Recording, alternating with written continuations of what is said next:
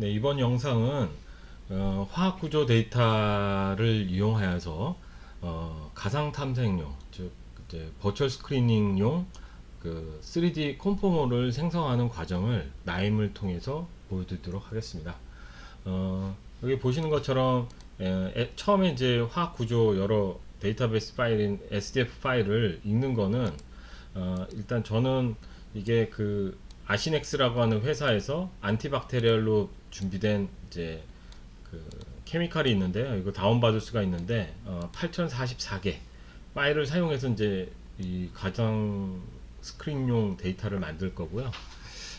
이제 시간이 좀 오래 걸리기 때문에 처음에는 그 데이터에서 20개 정도만 예비적으로 보여드리는 형태로 말씀드리겠습니다.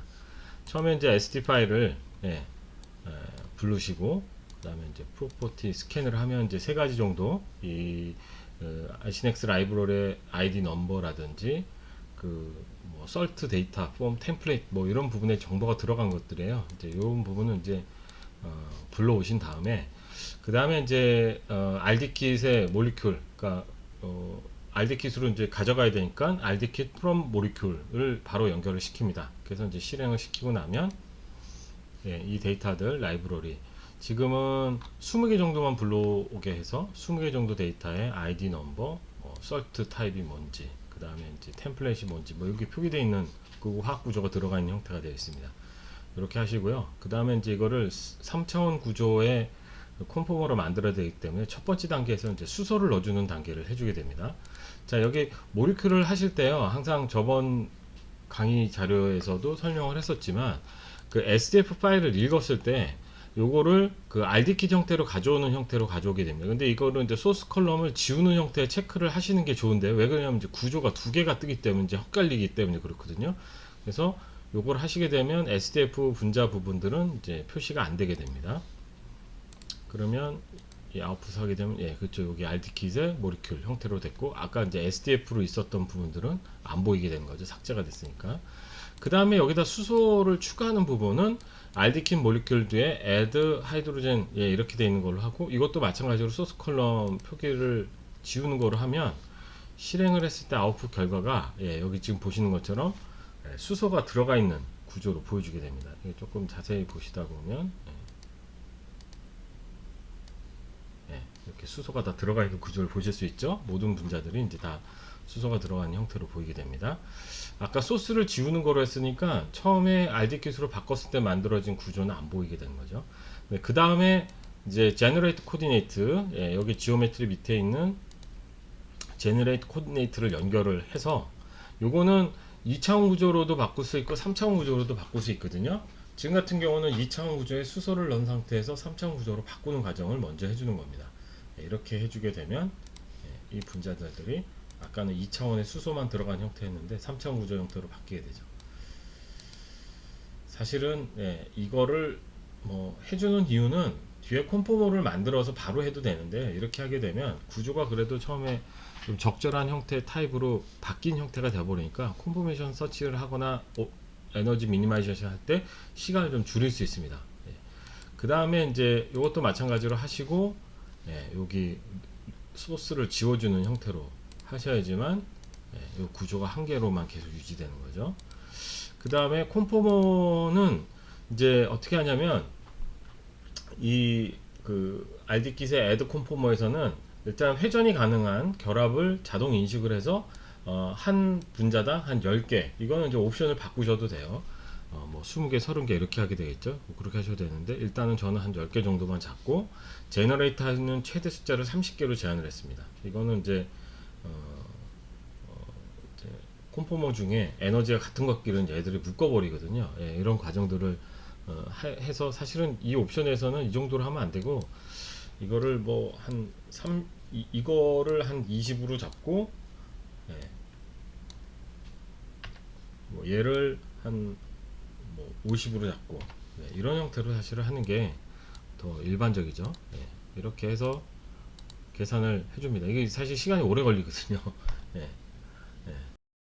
그래서 저는 이그젠플을 결과가 나왔네요. 예, 나왔습니다. 그 다음에 콤포머를 생성한 다음에 이제 각각 구조를 개별로 옵티마이즈를 해야 되는 거죠. 지금 여기 구조를 보시면 어떻게 됐냐면요. 이게 로우 아이디 0번, 1번, 2번 이렇게 되어 있는데 여기 보면 레퍼런스라는 컬럼이 생겼어요. 아까 이 옵션에서 밑에 뭐가 있냐면 이 콤포머 인 부분이 분자는 이 콤포머라고 하는 부분에 들어가고 이것이 몇 번째 분자에서 왔는지에 대한 레퍼런스를 집어넣게 되는 거죠. 그 레퍼런스를 뭐로 집어넣냐면 앞에 로우 아이디로부터 집어넣게 됩니다. 그러면 이제 로우 아이디로 집어넣어서 진행하면 아까 로우 아이디 0번인 게 하나, 둘, 셋, 넷, 다섯 쭉 나오겠죠. 아까 몇 개까지 생성된 거냐면 50개까지 생성을 하라고 했거든요. 예. 그런데 그래서 50개까지 만들어 놓은 겁니다. 이런 형태로 해놓고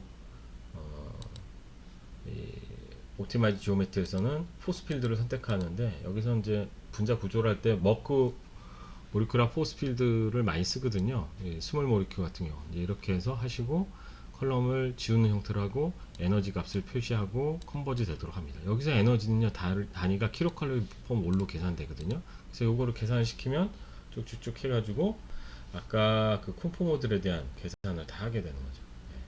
이렇게 돼서 결과 보면 개별 분자에 대해서 컨버즈 된 것들은 true로 아니면 false, 그러니까 그 제한 범위 내에 최적화를 못했을 경우는 false로 나오게 되는데 에너지 값이 다 나오게 됩니다. 여기 보시면 로우가 0번이라는 거는 같은 구조를 만든 콤포머로부터 다양한 이거를 계산했다는 거죠. 그래서 여기를 통해서 일단 이 결과에서 한번 더 좀 봐야 될 부분은 레퍼런스가 동일한 그러니까 같은 구조로부터 만든 콤포머들 중에 에너지가 제일 낮은 게 뭔가 이거를 이제 좀 찾아야 되거든요. 그래서 그룹 파일을 사용을 해서 어떻게 할 거냐면 레퍼런스를 아이디로 하게 되면 레퍼런스가 같은 것끼리 다 뭉친다는 거죠. 어떻게 뭉쳐서 나머지 것들을 어떻게 하냐, 에너지를 가장 낮은 값을 표기를 하라 이렇게 설정을 해 놓는 겁니다. 이렇게 해 놓으면 결과 한번 보시죠.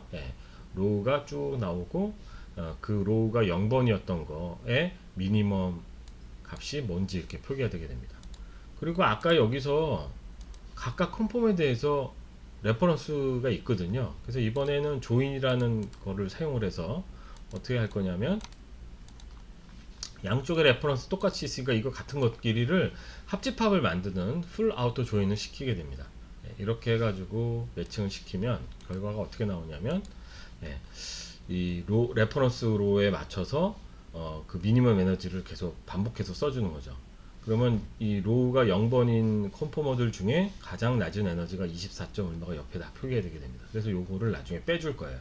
그래서 이 에너지 차이가 이 자바 스니펫 로우 스프리터를 통해 가지고 간단하게 수식을 이렇게 쓰는 거죠. 원래 에너지에서 미니멈으로 되어 있는 에너지를 빼줬을 때 20보다 작은 거.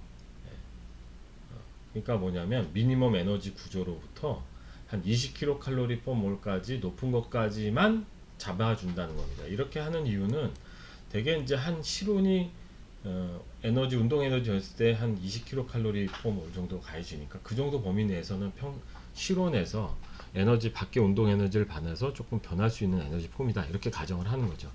그러면 그 에너지에 해당되는 것만 필터를 하게 되는 겁니다. 그러면 아까 이 구조가 몇 개였냐면요, 1000개였는데 이걸 걸렀더니 974개가 나오고 부적합한 것들을 26개를 뺀 거죠. 이런 형태로 콤포머를 저장하게 되면